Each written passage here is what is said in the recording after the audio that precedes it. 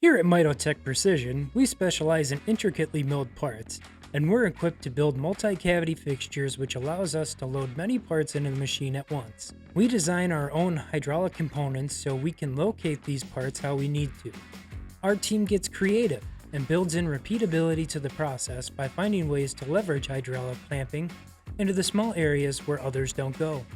And the consistency of hydraulic clamping makes sure the parts are located effectively every time. In our brother's mill, we've upgraded the spindles to a Big Plus taper, which allows the tools to be located more accurately in the spindle chucks. Speaking of tools, our mills can hold up to 24 tools, perform tool changes in under a second, and our chip-to-chip time is around 1.5 seconds. They can also tap holes up to 6,000 RPMs, and they cut at over 400 inches a minute.